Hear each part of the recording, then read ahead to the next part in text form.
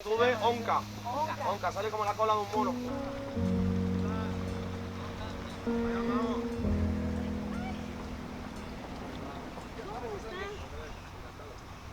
Aquí lo que intentamos es que haya el mínimo contacto humano posible. ¿Por qué? Porque estos animales no son mascotas. Hay veces que es necesario tener ese contacto para poder, si el animal se pone enfermo, poder tratarle de una forma adecuada, ¿no? Entonces es para dejar claro que si veis que hay algún mono, no, pero es que está con la persona, os estoy explicando cuál es la razón de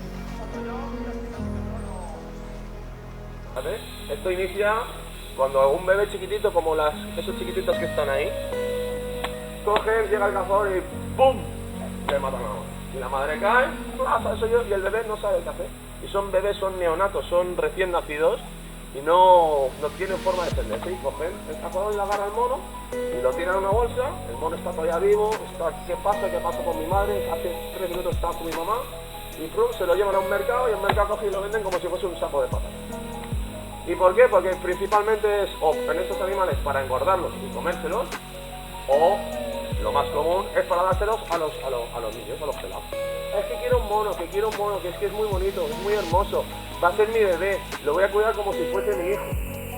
La gente parece que tiene buena intención, lo quiere cuidar como si fuese su hijo, pero un mono que pertenece ahí arriba en los árboles, mira cómo están contentos ahí arriba, mira cómo saltan, mira ese bebé y ya sabe moverse sola, después de estar aquí casi un año. Pasan los años y los años y el mono se empieza a volver loco, Nosotros tenemos arriba uno que se llama Dexter, que tiene esquizofrenia y está completamente loco. Si hay suerte de que en colaboración con gente como el Parque Nacional Madrid, la Naval o la policía, se puede encontrar, oye, es que tiene este animal, vas y vas con la policía y lo decomisa. Si tienes suerte de ser decomisado de chiquitito, entonces puede empezar un periodo de erradicación que es impresionante, ¿vale? En cambio, si no tienen suerte, llegan así ya de mayores y tienen muchos más problemas para ser herederos. Y ahora está libre. Y decían que la señora pensaba que nos la íbamos a comer, ¿se acuerdan? Sí. Y mírala cómo está suelta, la soltamos hace una semana. Y decía, ¿no? Que allá era feliz, comía chocolate, mira aquí, come de todo, está suelta y tiene toda una familia, son 14 monos arañas. Otra parte de la rehabilitación es reconocer si están aprendiendo a comer por ellos mismos. Ellos ya casi no vienen a comer, pero sí vienen a comer. Pero nosotros hemos aprendido que comen cosas nuevas, porque nosotros hacemos el análisis de la cajita, y en el análisis de la cajita miramos, ahí hay polen de esta planta. Hay semillas de esta planta, hay semillas de esta planta, y cada vez estamos viendo que hay más semillas y que están aprendiendo a comer cosas nuevas. Lamentablemente, detrás de cada mono que ustedes están viendo en este momento hay una historia muy triste.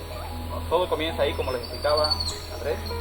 Todo comienza con esa historia de que mataron a la madre o al padre del monito, y de esa manera llegan a existencia. Nos esperamos que con la visita de ustedes también puedan comprender, puedan entender cuál es el problema del tráfico de fauna silvestre en Bolivia.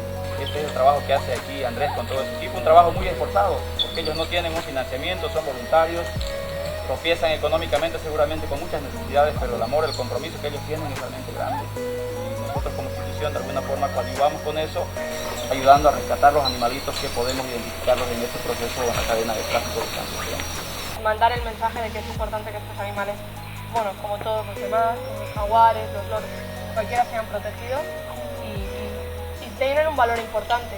Ellos dispersan semillas que hacen que tengas más árboles. Entonces, no es solo un mono. ¿Esto? Ha dicho sí, yo disperso semillas. Estos monos, los monos araña, son de los principales mamíferos que más dispersan semillas en la selva. Porque las semillas, como son tan glotones, las semillas se las tragan.